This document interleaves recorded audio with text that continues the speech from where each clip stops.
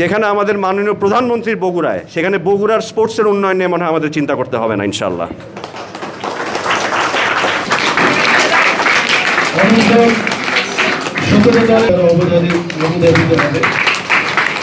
কর্পোরেশনের সদস্য সচিব, BCB council, high school and college যখন চ্যাম্পিয়ন হয়েছে, মাঠে যখন দাঁড়িয়ে কথা বলি তখন একজন বা দুজনের নাম স্মরণ না করে আসলে আমি শুরু করতে পারি না।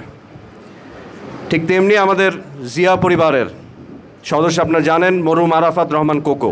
প্রতি সপ্তাহে সর্বোচ্চবার বিকাশ পেমেন্টে 50 জন হবেন পেমেন্ট চ্যাম্পিয়ন। জিতে নিন টিভি সহ আকর্ষণীয় সব প্রাইজ। যার এই বাংলাদেশের ক্রিকেট তো আছেই, এই বগুড়ার এই যে বাচ্চা ক্রিকেটাররা যারা সেই সময় ছিলেন, তাদের উন্নয়নের ক্ষেত্রে যার আছে বিশেষ অবদান। সেই সাথে আরও আছে যেমন মুসলিম ভাইয়ের কথা এখানে আসছেন, যিনি ছিলেন ক্রিকেটার তৈরির কারিগর। অনেক ছেলে মেয়ে ক্রিকেটার উনি কিন্তু তৈরি করে গেছেন। তো তাদের স্মরণ করে আমি শুরু করছি। আল্লাহ রব্বুল আলমিনের কাছে শুকরিয়া আদায় করি যে আমি এই বগুড়ার মাটির সন্তান হিসেবে আজকে বিসিবিতে প্রতিনিধিত্ব করার সুযোগ পেয়েছি। আমাদের সামনে এরকম উদ্যোগ হবে ইনশাল্লাহ বিসিবি থেকে, যে বগুড়া জেলা পর্যায়ে একটা ক্রিকেট ট্যালেন্ট হান্ট আয়োজন করার।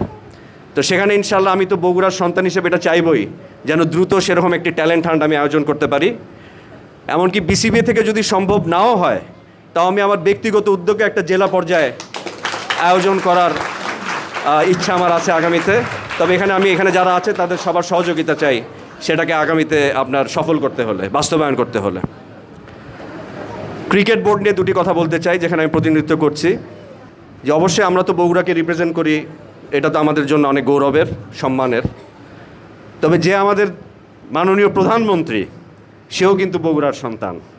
এর আগে আমি আরাফাত রহমান কোকোর কথা বলেছি যে ক্রিকেটের জন্য উনি কী করে গেছেন।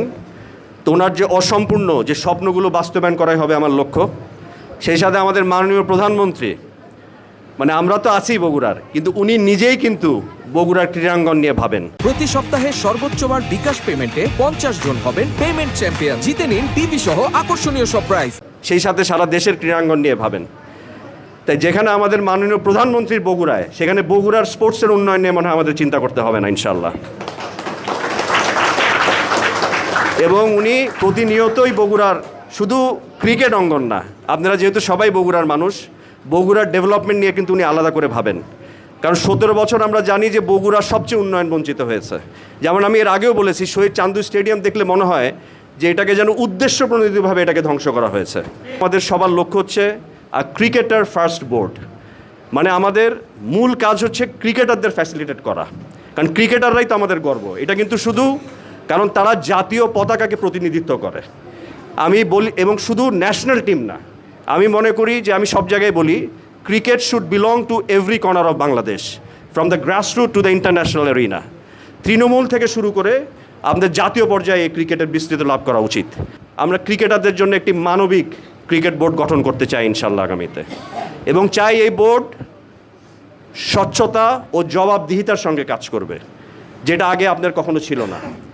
আমরা সচরাচর যে অনুষ্ঠানগুলোতে গিয়ে অভ্যস্ত, বা যেই সংবর্ধনা অনুষ্ঠান গিয়ে আমরা সচরাচর যাই, তার থেকে এটা অনেক ভিন্ন এবং অনেক আলাদা এবং হৃদয় ছোঁয়া। আরেকটু পিছনে ভাই,